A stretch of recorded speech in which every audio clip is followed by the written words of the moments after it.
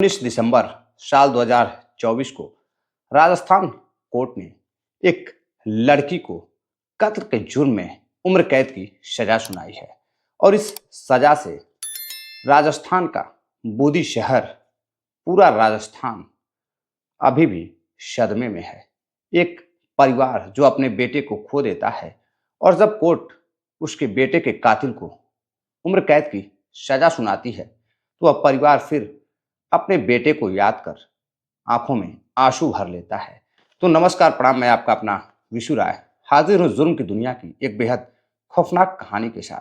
साथियों, कहते हैं कि अगर इंसान बुरा करता है तो उसके साथ बुरा ही होता है और फिर पछताने से कोई फायदा नहीं होता है। अगर आप जिस समय कोई गलत काम कर रहे हैं उस समय थोड़ा सा भी सोचने विचारने की क्षमता रखते, सोच विचार करते, तो शायद यह नौबत ही नहीं आती कि आपको जेल जाना पड़े। साथियों, करने से पहले शायद ही कोई सोचता है और करने के बाद जो कुछ उसके साथ होता है फिर सिर्फ बचता है पछतावा होना। सिर्फ व्यक्ति पूरी जिंदगी भर पछतावा होता रहता है। साथियों, मैं बात कर रहा हूँ राजस्थान के बूंदी की। राजस्थान के बूंदी में एक कांस्टेबल, पुलिस का सिपाही जिसका नाम रहता है अभिषेक शर्मा। अभिषेक शर्मा काफी हट्टा कट्टा और नौजवान पुलिस का सिपाही रहता है। अब इधर जब उसे नौकरी मिल जाती है तो नौकरी मिलने के बाद उसके माता पिता अब लड़की की तलाश में लग जाते हैं। गवर्नमेंट जॉब लग जाती है तो माता पिता अब एक अच्छी खासी लड़की तलाश रहे थे, अपने घर की बहू तलाश रहे थे। अब इसी बीच एक रिश्ता आता है। बूंदी के पास ही एक जगह पड़ती है सवाई माधोपुर। सवाई माधोपुर से एक रिश्ता आता है, एक बेहद खूबसूरत लड़की का रिश्ता। अब घर वाले फोटो देखते हैं, उस लड़की को पसंद करते हैं। साथियों, लड़की इतनी खूबसूरत रहती है, इतनी पढ़ी लिखी रहती है कि लड़का भी उसकी फोटो जब देखता है तो वह भी लड़की पर फिदा हो जाता है। अब इधर दोनों की शादी कर दी जाती है। शादी के बाद दोनों काफी खुश थे। धीरे धीरे दोनों को बीच की जो नजदीकियां थी वो काफी गहरी होती गई। अब दोनों पति पत्नी काफी खुश थे, पूरा परिवार खुश था। इसी दौरान वो अपने एक, यानी कि जो अभिषेक रहता है और उसकी पत्नी, दोनों के बीच जो थोड़ी बहुत खुशियां बची हुई थी, यानी कि घर में संतान की खुशी, वह भी पूरी हो जाती है। उसकी बीवी एक प्यारी सी बिटिया को जन्म देती है। अब घर में जो माहौल था वो बदल चुका था। खुशियां और भी अधिक हो गई थी। अब पूरा घर खुशनुमा था। मोहल्ले में मिठाइयाँ बाँटी जाती हैं और घर में ढोल नगाड़े भी बजवाए जाते हैं बेटी के जन्म होने पर। इधर अभिषेक और अभिषेक की पत्नी और उसके माता पिता सभी लोग खुश थे, सब कुछ अच्छा चल रहा था। बेटी धीरे धीरे बड़ी होती गई।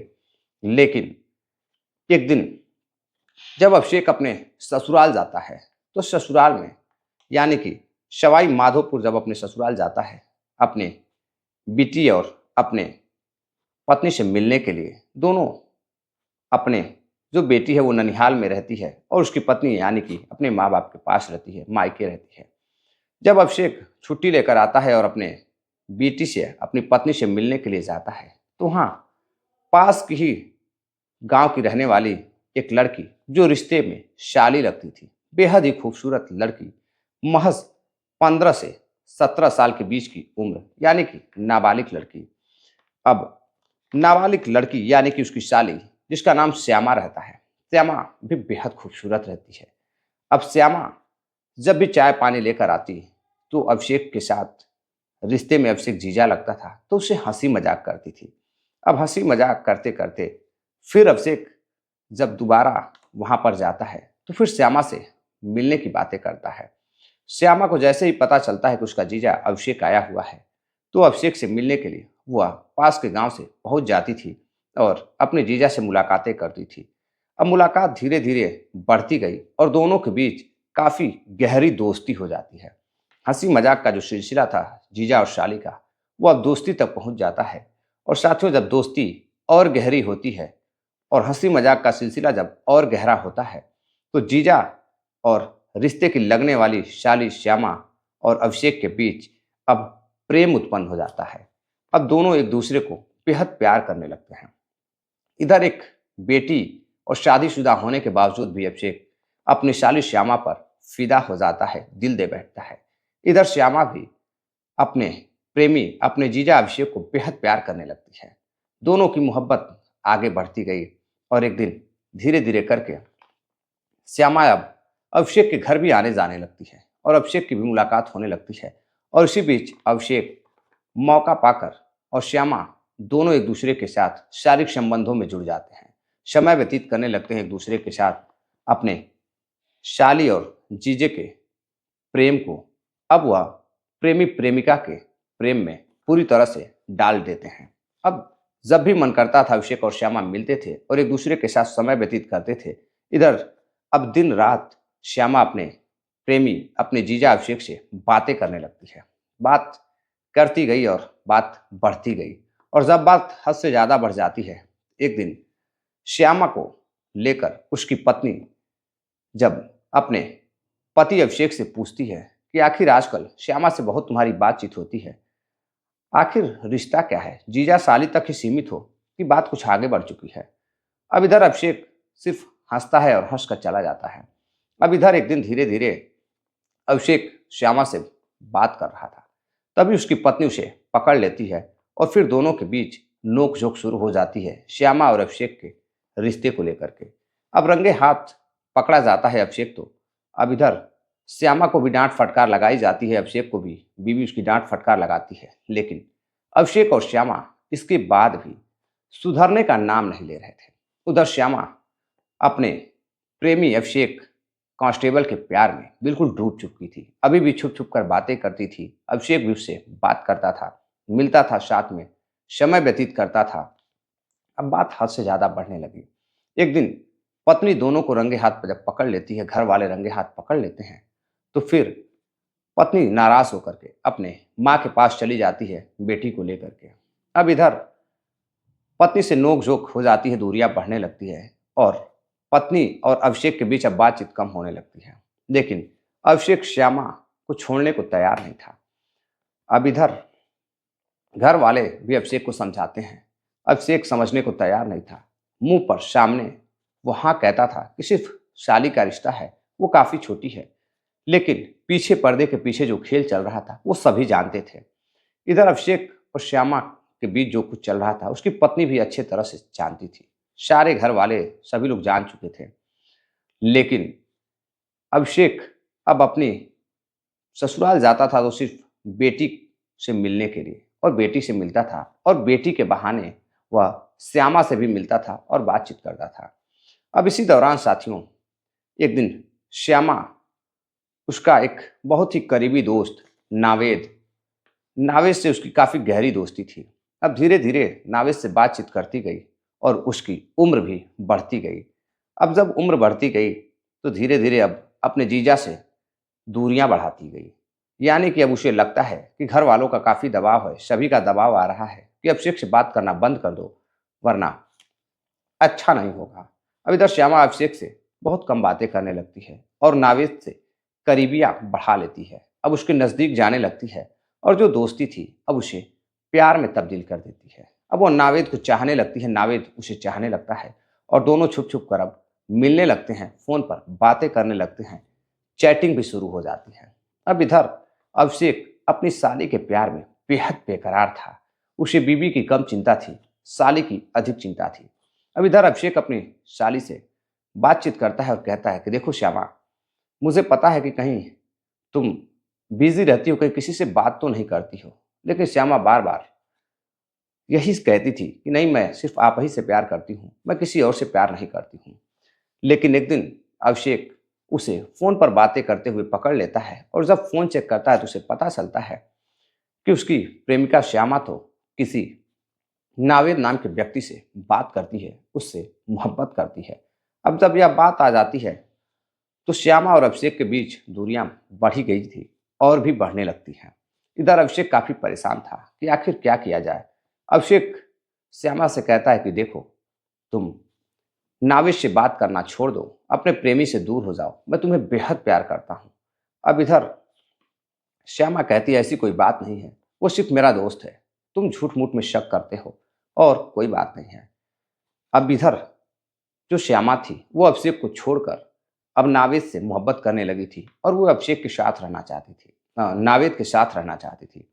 लेकिन बार बार अभिषेक का फोन आना, व्हाट्सअप चैट, फेसबुक, हर जगह से जब वह चैट करता था, बातें करता था, बार बार फोन करता था, तो नावेद भी परेशान होता था, श्यामा भी परेशान होती थी। तो श्यामा नावेद से बातचीत करती थी और कहती थी कि उसके जीजा का फोन है और जीजा बार बार उसे परेशान करते हैं। इधर नावेद भी परेशान हो चुका था, नावेद भी चाहता था कि अभिषेक उससे दूर हो जाए। और साली और जीजा का जो हंसी मजाक चल रहा था, नावेद को भी इस बारे में पता नहीं था कि दोनों एक दूसरे को प्यार करते हैं। लेकिन नावेद चाहता था कि उसका जीजा श्यामा से दूर हो जाए। वो अपने प्रेम के बीच किसी भी दीवार को देखना नहीं चाहता था और उसके बीच दीवार बन रहा था अभिषेक। इधर श्यामा भी काफी परेशान हो चुकी थी। तभी श्यामा अभिषेक से बातचीत करती है तो अभिषेक कहता है कि श्यामा, तुम, मुझे पता है कि तुम नावेद से मोहब्बत करती हो, तुम उसे छोड़ दो। श्यामा कहती है कि नहीं, मैं किसी से मोहब्बत नहीं करती हूँ, मैं तो सिर्फ आप ही से बात करती हूँ, आप ही से मोहब्बत करती हूँ। लेकिन जब रंगे हाथ अभिषेक पकड़ता है तो अभिषेक उससे काफ़ी बातें करता है, अब घर जाना भी बंद कर देता है। और इधर श्यामा काफ़ी परेशान हो जाती है। अब दोनों के प्यार के बीच रोड़ा बन रहा था, टोका टाकी कर रहा था अभिषेक। एक दिन, यानी कि अगस्त का महीना, साल 2019, तारीख रहती है 28, सुबह करीब 8 बजे श्यामा फोन करती है अपने प्रेमी, यानी कि पूर्व प्रेमी और अपने जीजा अभिषेक को, और अभिषेक से बातचीत करती है। और अभिषेक जब बातचीत करता है तो मिलने के लिए बात करता है। तो श्यामा कहती है कि जीजा, आज मेरा जन्मदिन है, अभिषेक आज मेरा जन्मदिन है और मैं चाहती हूँ कि तुम मुझे एक अच्छा सा गिफ्ट दो। अब देखना है कि तुम मुझे कौन सा गिफ्ट देते हो। अब इधर अभिषेक कहता है कि तुम नावेद से बात करना छोड़ दो तो मैं तुम्हें प्यारा सा गिफ्ट दूंगा और तुमसे मिलने आऊँगा। श्यामा कहती है तुम्हारी कसम, मैं तो नावेद को छोड़ चुकी हूँ। नावेद मेरा दोस्त था लेकिन दोस्ती भी मैंने तोड़ दिया है। अब मैं सिर्फ आपसे प्यार करती हूँ, आपसे बातें करती हूँ। इधर अभिषेक बाइक उठाता है, घर आता है और फिर घर वालों से बातचीत करता है और कहता है कि मैं अपनी बेटी से मिलने के लिए उसके ननिहाल जा रहा हूँ, क्योंकि उस समय उसकी बेटी ननिहाल में थी। अब 28 अगस्त के दिन वह बाइक लेकर ननिहाल जाता है अपनी बेटी से मिलने के लिए, लेकिन साथियों वह वहां नहीं पहुंचता है। अब इधर शाम हो जाती है, रात हो जाती है, 2 दिन गुजर जाते हैं, 3 दिन गुजर जाते हैं। जब वह घर नहीं लौटता है तो घर वाले बड़े परेशान होते हैं कि आखिर 3 दिन हो गया, अभिषेक कहाँ चला गया। अब इधर अभिषेक के घर वाले पहुंचते हैं बूंदी कोतवाली। वहां पहुंचने के बाद शिकायत दर्ज कराते हैं गुमशुदगी की, और वह बताते हैं कि उनका लड़का अभिषेक खुद एक पुलिस कांस्टेबल है और एक जिम्मेदार व्यक्ति है, और इधर वह अपनी बेटी से मिलने के लिए 28 अगस्त को सुबह ही निकला था, लेकिन अभी तक कुछ उसका अता पता नहीं है। अब इधर पुलिस यह बात सुनते ही फौरन हरकत में आ जाती है। इधर पुलिस वाले भी हैरान थे कि वह छुट्टी लेकर गया था तो अभी तक ड्यूटी पर आया क्यों नहीं। अब चारों तरफ से पुलिस हरकत में आती है और तहकीकात करना शुरू कर देती है। अब इधर देखते देखते कभी ससुराल वालों से पता करती तो कभी घर वालों से पता करती, लेकिन कहीं से कुछ पता नहीं चल रहा था। अब इधर पुलिस काफ़ी हैरान होती है। अब पुलिस जब काफ़ी हैरान परेशान होती है, उसके जो मुखबिर थे वो अभी कुछ बता नहीं पा रहे थे। तभी पुलिस अब कॉल डिटेल्स निकालती है। कॉल डिटेल्स निकालती है अभिषेक शर्मा की, और जब कॉल डिटेल्स निकालती है तो पता चलता है कि 28 अगस्त को एक कॉल आया था, और वह कॉल किसी और का नहीं बल्कि एक लड़की श्यामा का रहता है। अब पुलिस सोचती है कि ये श्यामा कौन है। अब श्यामा के बारे में जब परिवार से पूछताछ करती है तो पत्नी बताती है कि श्यामा वही लड़की है जिससे वो बीच में बातचीत करता था, उससे मोहब्बत करता था। जीजा साली का दोनों का संबंध था, वह दूर कर रिश्तेदार भी लगती है। अब इधर पुलिस फौरन ही श्यामा को गिरफ्तार करती है, और साथियों जब श्यामा को गिरफ्तार करती है, पूछताछ करती है, तो श्यामा उसे बताती है कि दरअसल वह नावेद को मोहब्बत करती है, और इस बीच में अभिषेक नहीं चाहता था कि वह नावेद को मोहब्बत करे, नावेद से बातें करे, और बार बार वह ब्लैकमेल करता था, रुकावटें डालता था। इस वजह से वह 28 अगस्त की शाम को जन्मदिन के बहाने उसे बुलाती है, और एक बावली इलाका पड़ता है, उसी इलाके में एक खंडहर नुमा मकान रहता है, जो कि नावेद के संपर्क में रहता है, यानी कि नावेद का ही रहता है। नावेद वहां जाकर छुप जाता है और फिर जैसे ही लड़की अपने प्रेमी अभिषेक को, जीजा को बहलाती फुसलाती है और कहती है कि आज मैं तुम्हें ऐसी जगह लेकर चलती हूँ जहां मुझे तुम जी भर कर प्यार करना। आज मैं तुम्हारे साथ जन्मदिन मनाना चाहती हूँ, पूरा समय व्यतीत करना चाहती हूँ। इधर गाड़ी पर बैठाता है श्यामा को और लेकर उस खंडहर नुमा जगह पर श्यामा जाती है और जाने के बाद जैसे ही दरवाजा खोलती है, अंदर दाखिल होता है अभिषेक। वैसे ही उसके सर पर जोरदार प्रहार करता है नावेद और वहीं वो गिर जाता है। फिर दोनों मिलकर उसे मार डालते हैं, यानी कि उसकी हत्या कर देते हैं। पुलिस कांस्टेबल अभिषेक शर्मा की हत्या कर देते हैं और उसी खंडहर नुमा घर में गड्ढा खोदकर उसे वहीं गाड़ देते हैं। अब उस गड्ढे को पाट भी देते हैं और फिर वहां से दोनों बाइक को एक कुएं में डालकर फरार हो जाते हैं। अब यह बात जब पुलिस सुनती है और इस बात को पुलिस को जानकारी जुटाने में करीब 2 महीने, यानी कि टोटल 110 दिन लग जाते हैं। अब इधर 3 महीने 20 दिन का वक्त पुलिस ले लेती है और फिर जाकर खुलता है एक राज।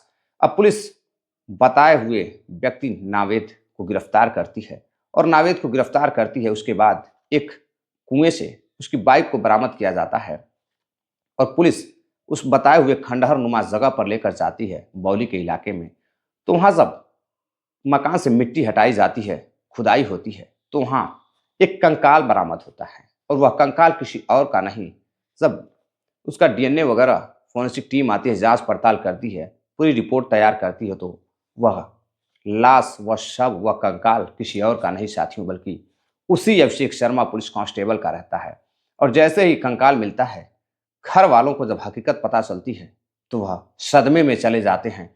माँ बाप और पत्नी का रो रो कर, बेटी का रो रो कर बुरा हाल हो जाता है। दाह संस्कार किया जाता है, अंतिम संस्कार किया जाता है अभिषेक शर्मा का और फिर पुलिस दोनों को जेल भेज देती है। लेकिन साथियों, पुलिस जेल तो भेज देती है, लेकिन पुलिस भी एक मामले में फंस जाती है। अब जो बर्थ सर्टिफिकेट रहता है, उसके आधार पर जो लड़की रहती है वह नाबालिग रहती है और इधर जो बोर्ड सर्टिफिकेट रहती है उसमें वह बालिग रहती है, यानी कि अब मामला फंस जाता है। यहाँ पुलिस अब कोर्ट के हवाले कर देती है। कोर्ट यानी कि जज साहब अब पूरी केस को पढ़ते हैं।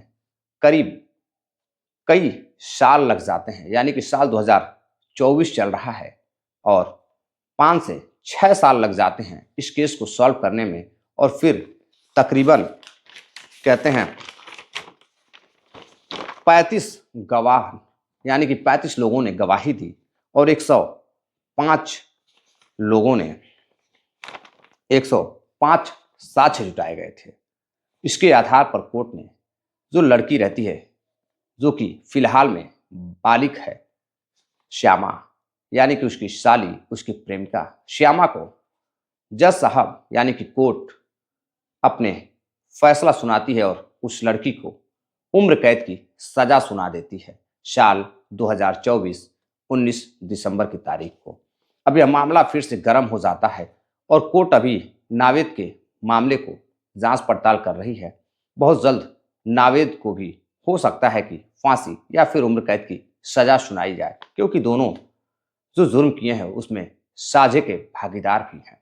अब साथियों, इधर एक पुलिस कांस्टेबल अपने साली के प्यार में पड़ता है जो कि दूर के रिश्ते की थी और फिर अपने परिवार को तबाह कर देता है। और इधर श्यामा एक लड़के के प्यार में पड़कर अपने जीजा अभिषेक शर्मा की हत्या करवा देती है और आज खुद पछता रही है कि आखिर उसने ऐसा क्यों किया। ऐसी गलती अब जिंदगी भर उसे चुभेगी। जब तक वो जिंदा रहेगी साथियों, तब तक वह तड़पती रहेगी और उसे अपनी गलतियों का यह एहसास होता रहेगा। लेकिन साथियों, घर वाले फैसला सुनकर खुश तो हैं, लेकिन अपने बेटे को याद कर आज भी उनके आंखों में आंसू है। एक मासूम सी बेटी और एक बीबी, आज भी उनकी आंखों में आंसू है कि काश उनके पिता ने, अभिषेक शर्मा ने, ऐसी हरकत ना की होती, नाजायज संबंध को उत्पन्न ना किया होता और काश कि श्यामा ने इस तरह की वाहियात घटिया हरकत नहीं की होती, कोई और रास्ता चुना होता, तो आज अभिषेक शर्मा की बीवी और उसके बच्चे आज भी हंसते खेलते रहते, आज ये दिन ना देखना पड़ता। साथियों, ये थी आज की पूरी कहानी। इस कहानी को सुनाने का उद्देश्य आपको जागरूक करना है, किसी को हैरान करना या परेशान करना नहीं है। साथियों, कहानी घटना पे आप कमेंट कर ज़रूर बताइएगा, अपनी राय ज़रूर दीजिएगा। कहानी को ज़्यादा से ज़्यादा शेयर भी करिएगा ताकि ज़्यादा से ज़्यादा लोग इस कहानी को देखकर, सुनकर सीख ले सकें, सबक ले सकें, ताकि आगे से किसी के परिवार में कोई ऐसी घटना ना घटे। नमस्कार, जय हिंद।